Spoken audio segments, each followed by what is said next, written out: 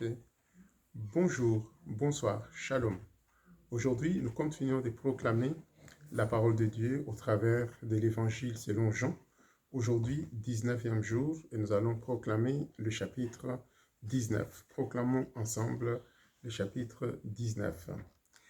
Alors Pilate prit Jésus et les fit battre des verges.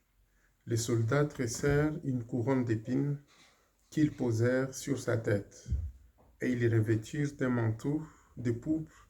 Puis, s'approchant de lui, il disait, « Salut, roi des Juifs !» Et il lui donnait des soufflets.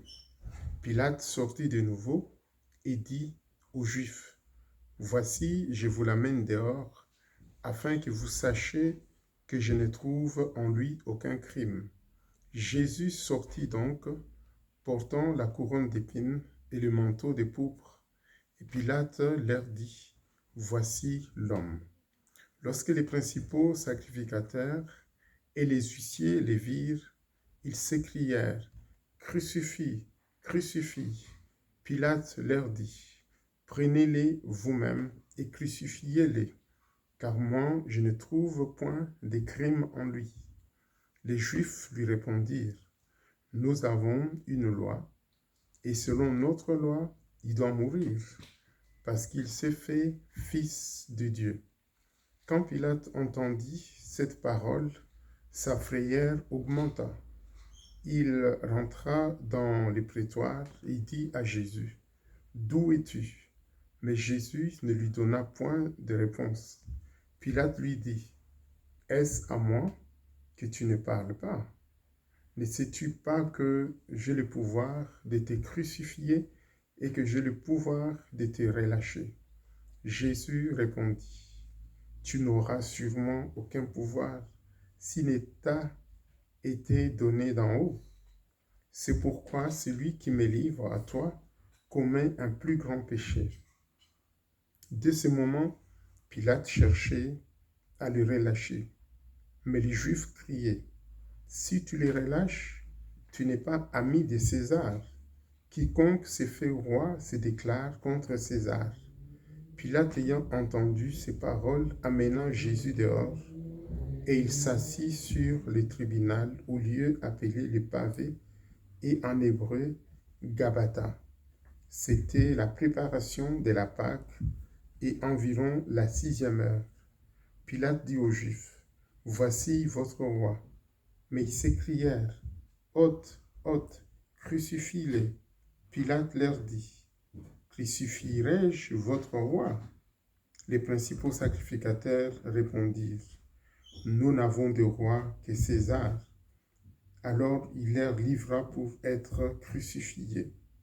Ils prirent donc Jésus et l'amenèrent. Jésus, portant sa croix, arriva au lieu du crâne, qui se nomme en hébreu Golgotha. C'est là qu'il fut crucifié, et 2 autres avec lui, un de chaque côté et Jésus au milieu. Pilate fit une inscription qu'il plaça sur la croix et qui était ainsi conçue, « Jésus de Nazareth, roi des Juifs ». Beaucoup de Juifs lurent cette inscription parce que le lieu où Jésus fut crucifié était près de la ville. Elle était en hébreu, en grec et en latin.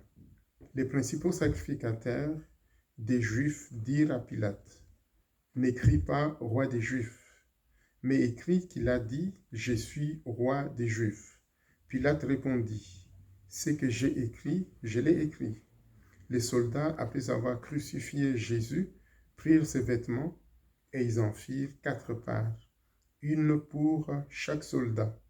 Ils prirent aussi sa tunique, qui était sans couture, d'un seul tissu, depuis le haut jusqu'en bas.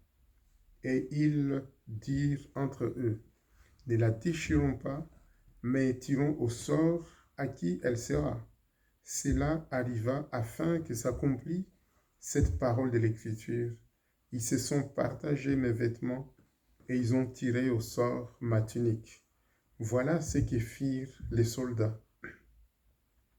Près de la croix de Jésus se tenaient sa mère et la sœur de sa mère, Marie, femme de Clopas, et Marie de Magdala. Jésus, voyant sa mère et auprès d'elle les disciples qu'il aimait, dit à sa mère, « Femme, voilà ton fils. » Puis il dit aux disciples, « Voilà ta mère. » Et dès ce moment, les disciples la prirent chez lui. Après cela, Jésus, qui savait que tout était déjà consommé, dit, afin que l'écriture fût accomplie, « J'ai soif. » Il y avait là un vase plein de vinaigre. Les soldats en remplirent une éponge, et l'ayant fixée à une branche d'hysope, ils l'approchèrent de sa bouche. Quand Jésus eut pris le vinaigre, il dit, « Tout est accompli. » Et baissant la tête, il rendit l'esprit. Dans la crainte que le corps ne restasse sur la croix pendant le sabbat, car c'était la préparation, et ce jour des sabbats était un grand jour.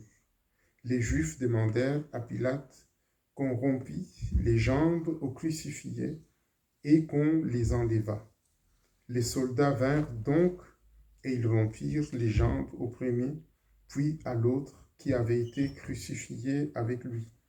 S'étant approchés de Jésus et les voyant déjà morts, ils ne lui rompirent pas les jambes. Mais un des soldats lui perça le côté avec une lance, et aussitôt il sortit du sang et de l'eau. Celui qui l'a vu en a rendu témoignage. Et son témoignage est vrai. Et il sait qu'il dit vrai, afin que vous croyiez aussi. Ces choses sont arrivées afin que l'écriture fût accomplie. Aucun de ces os ne sera brisé. Et ailleurs, l'Écriture dit encore, « Ils verront celui qu'ils ont percé. » Après cela, Joseph d'Arimathée, qui était disciple de Jésus, mais en secret, par crainte des Juifs, demanda à Pilate la permission de prendre le corps de Jésus. Et Pilate le permit. Il vint donc et prit le corps de Jésus. Nicodème, qui auparavant était allé de nuit vers Jésus, vint aussi apportant un mélange d'environ 100 livres de myrrhe et d'aloès. Ils prirent donc le corps de Jésus et l'enveloppèrent des bandes avec les aromates, comme c'est la coutume d'ensevelir chez les Juifs.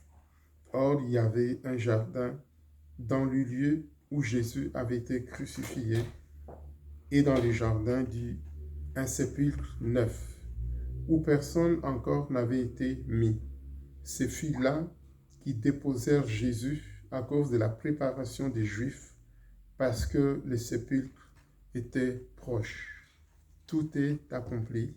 Parce que tout est accompli, nous demandons à l'Éternel d'opérer un prodige pour toi tout au long de 2026. Shalom.